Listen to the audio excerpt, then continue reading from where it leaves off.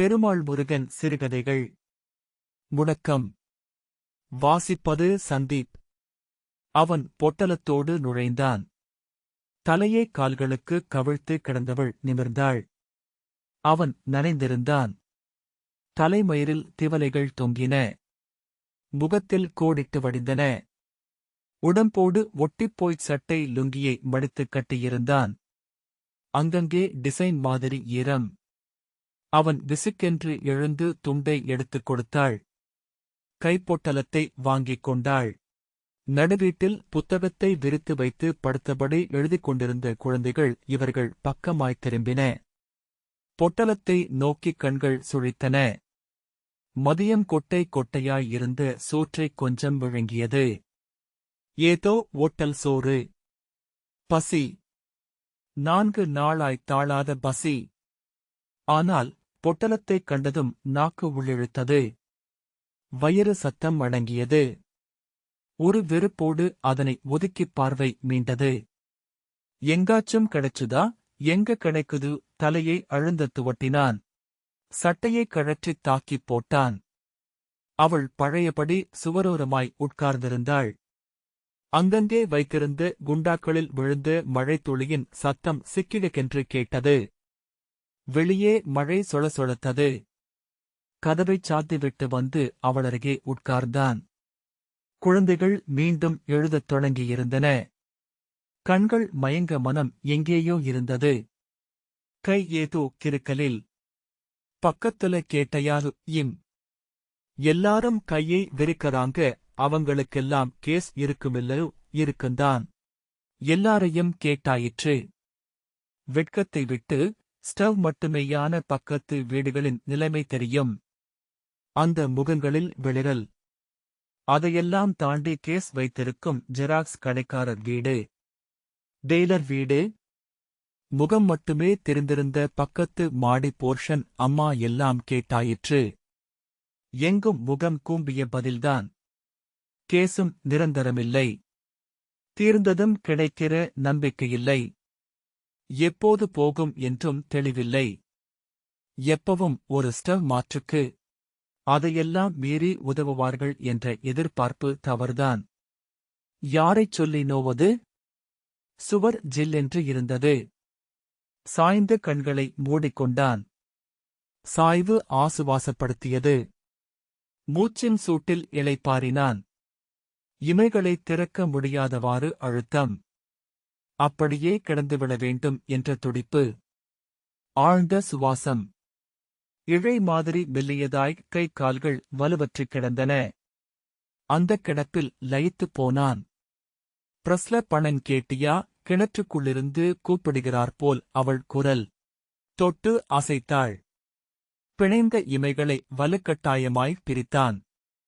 லயிப்பை நசுக்கிய அவள் மீது கோபம் வந்தது. அவள் முகத்தில் வடிந்த மங்கலில் அடக்கிக் கொண்டான். பிரஸ்ல பணன் கேட்டியா? முதலாளியே இன்னைக்கு வல்லு. அவள் எதுவும் பேசவில்லை. முன்னைப்போல் கால்களுக்குள் தலையைக் கவிழ்த்துக் கொண்டாள். முன்பணம் என்று வாயைத் திறந்தால் போதும், முதலாளிக்கு சிரித்துப் போகும். சிடுசிடுப்பு பற்றிக் கொள்ளும். என்னமோ யாசகம் கேட்க வந்துவிட்ட மாதிரி. கைகள் எந்திரமாய் இயங்க நாள் முழுக்க கம்போசிங் செய்தும் பதிலுக்கு ஒரு சிரிப்பு வராது. மனுஷன் எண்ணத்தை வாரிக்கொண்டு போகப் போகிறானோ? வந்திருந்தால் வசவுகளோடாவது ஏதாவது கொடுப்பான். அதற்கும் இல்லை. மழைக்கு கதகதப்பாய் வீட்டுக்குள் கிடப்பான். 3 வேளை மூக்குப் பிடிக்கத் தின்றுவிட்டு. நமக்குச் சொல்லு. திரும்பி அவளைப் பார்த்தான். செம்பட்டைத் தலை மினுமினுத்தது. சாம்பல் கலர் ரவிக்கை அல்லையில் மூட்டு பிரிந்து நுனியில் தவித்தது. கால்களைக் கட்டிக் கொண்டிருந்த கருப்பு வளையல் கைகள் குறைந்த வெளிச்சத்தில் சுடர்ந்தன. கைகளைத் தொட்டான். அவள் அசையவில்லை. இடுப்புக்கு நகர்த்தினான். திடுக்கென்று எழுந்தவள் குழந்தைகளைக் கூப்பிட்டாள். எழுதிக் கொண்டிருந்த நோட்டுகளை மூடி வைத்துவிட்டு வந்தன. வட்டலை எடுத்து வரச் சொன்னாள். பொட்டலத்தை பிரித்தாள். எத்தனை நாளைக்கு லீவாமா? மழை ஓயந்து நித்தான். மெல்லிய நூல் சிக்கிக் கொண்டிருந்தது. அவள் சுற்றிச் சுற்றி அவிழ்த்துப் பார்த்தாள். வரவில்லை. அவன் வாங்கி நூலை அறுத்துப் பிரித்தான். நீர்க்குமிழிகளாய் இட்லிகள் ஒட்டிக் கிடந்தன. சின்ன இலை மடிப்பில் காரச்சட்னி. 4 இட்லிகளை வட்டலில் போட்டாள். ஊட்டுக்காரங்க கிட்ட கேட்டியா? இம். வெறவெல்லாம் எரிக்கக் கூடாதாம். கால் வைக்கிற அளவு கூட இடம் சும்மா இல்லை. தீப்பெட்டி கணக்காய் அடைந்து கிடக்கிறது. பாத்ரூம். லெட்ரின் தேவையில்லாமலிருந்தால் அதுவும் வீடாகியிருக்கும். வாடகை. அதன் மகிமை. வெளியே வைத்து எரிக்கலாமென்றால் துளி இடம் இல்லை. இந்த 4 சுவர்தான். எரித்தால் கரி படியுமாம். கூரையே இல்லாத மாதிரி ஒழுகுவது தெரியாது. கரி படியுமாம். கரி. மூலையில் வெறுமனே அடுக்கி வைக்கப்பட்டிருந்த சாமான்கள் தெரிந்தன. அவற்றின் ஓரம் ஸ்டவ் அனாதை பிள்ளையாய் நின்றது. பெருமூச்சு வந்தது. காரச்சட்டினியை வட்டலில் வைத்தவள் குழந்தைகளை சாப்பிடச் சொன்னாள். தொட்டு வாயில் வைத்ததும் கைகளை ஆட்டிக்கொண்டு ஆவு என்றன. ஓடிப்போய் தண்ணீர் கொண்டு வந்தாள். வாங்கி வயிறு முட்டக் குடித்தன. நல்ல சோறு வாயில் வைத்து 3-4 நாட்களாகின்றன. குடும்பமே கடையில் தின்றால் தலையை அடகு வைத்தாலும் போதாது. எங்காவது பாடாவதி ஓட்டலில்தான் வாங்க வேண்டியதிருக்கிறது. நாக்கில் வைக்க முடியாத காரம். அழுகல் வாசம். பார்த்தாலே குமட்டுகிறது. எளிமையாக இருந்தாலும் வாயில் வைக்கிற மாதிரி சாப்பிட்டு பழகிய குழந்தைகள் கால் வயிறும் அரை வயிறும். சாப்பிட்டும் சாப்பிடாமலும் இப்போது பார்க்க சகிக்கவில்லை.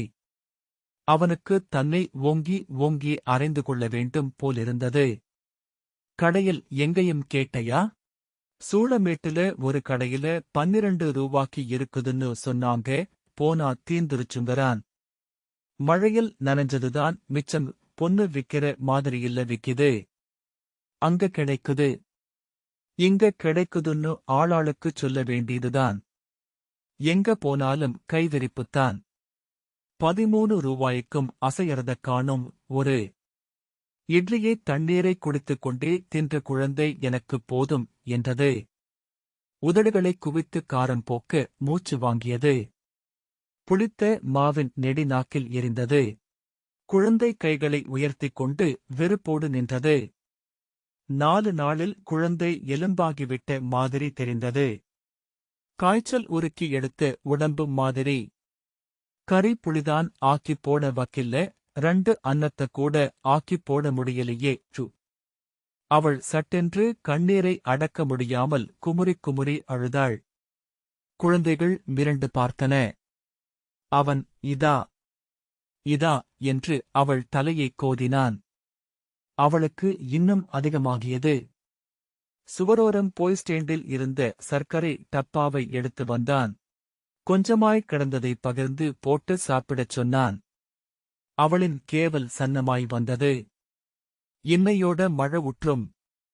நாளைக்கு எங்கேயும் வாங்கலாம். இப்படித்தான் ஒரு வாரமாகச் சொல்றான். இன்னும் உடலு. குழந்தைகள் சாப்பிட்டதும் கைகளை கழுவிவிட்டு வட்டலை வெளியே கொண்டு போய் ஊற்றினான். வாசல் படியை நிறைத்துக் கொண்டு தண்ணீர் போனது. அண்ணாந்து பார்த்தான். சுவர்களுக்கு இடையே கீற்று மாதிரி வானம் தெரிந்தது. மேகம் குழுமிக் கர்ப்பிணியாய். பக்கத்து வீடுகள் மூடிக் கிடந்தன. ஒவ்வொரு வீட்டுக்குள்ளும் என்ன நிலைமையோ? அவர்களை நினைக்கும் போதும் அவனுக்கு வருத்தமாயிருந்தது. தெருவில் தண்ணீரை இறைத்துக் கொண்டு மழை கோட்டோடு பை ஒன்று போனது. இதுகளுக்கு மட்டும் எங்கதான் கிடைக்குமோ? சலதாரையை அடைத்து நின்ற கசங்கிய தாளை எடுத்துவிட்டு வந்தான். 6 மணி கூட இருக்காது. இருட்டின் ஆக்கிரமிப்பு. கதவைச் சாத்திவிட்டு உள்ளே வந்து மீதமிருந்த இட்லிகளைப் போட்டு அவள் பக்கம் நகர்த்தினான். அவள் முகத்தை முந்தானையில் துடைத்துக் கொண்டு அவனைப் பார்த்து கேட்டாள். அந்த ஈராக்குக்காரன் என்ன சொல்றானாமா? அவனுக்கு ஒரு கணம் சிரிப்பு வந்தது.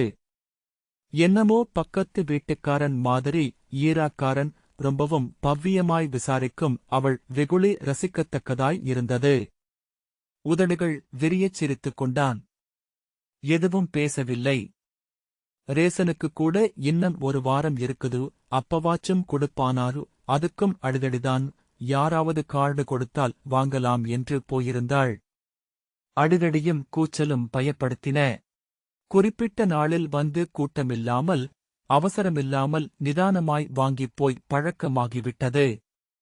நல்ல தண்ணீருக்கு குடுமி பிடித்துக் கொள்கிற நிலைமை. இங்கும் இத்தனை சண்டையில் யாரைக் கேட்பது? வாங்கி லாபத்திற்காச்சும் விற்பார்கள். இந்த டிமாண்டில் அதற்கும் வழியில்லை. கொஞ்ச நேரம் ஒதுக்கமாய் நின்று பார்த்துவிட்டு வந்தாள். மழை எந்நேரமும் சிணுங்கிக் கொண்டிருந்தது. எங்காவது வெளியே போவதற்கு குடையுமில்லை. தெருவை அழைத்துக் கொண்டு முழங்கால் வரை தண்ணீர். பசியோடு வீட்டுக்குள் கிடக்கலாம்தான். குழந்தைகள். அவள் சாப்பிட்டாள். காரம் உச்சிக்குச் சுள்ளென்று ஏறியது. இருமல் துள்ளிக் கொண்டு வந்தது. இந்த கருமத்த குழந்தைங்க எப்படித் திங்கும்? தண்ணீரை குடித்துவிட்டு வெறும் இட்லியைச் சாப்பிடத் தொடங்கினாள். இப்படியே கடையில வாங்கி தின்னா அடுத்த மாசம் பவத்துக்கு ஈரத்தொடிதான். அதுவில்லாத ஆஸ்பத்திரிக்கு வேறு அலையோனும் பேசிக் கொண்டிருந்தவள் வெளியே மமழைச் சத்தத்தை மீறிக் குரல்கள் கேட்க உணர்ந்தாள். சட்டென்று எழுந்து கதவைத் திறந்தாள். யாரையோ விசாரித்தாள். கை கழுவ மறந்து மூலையில் கிடந்த கேனை வாரினாள். அவன் என்ன என்றான். பக்கத்துத் தெருவில் தள்ளுவண்டிக்காரன் ஊத்தரானாம். சொல்லிக்கொண்டே சேலை தடுக்க மழைக்குள் இறங்கி ஓடினாள். என்னென்னமோ சொல்ல வந்தவன் வெளியே வந்து அவள் ஓடுவதையே பார்த்துக் கொண்டு நின்றான். மனோசை டிசம்பர் 1990. இந்த வாசிப்பை கேட்டதற்கு நன்றி.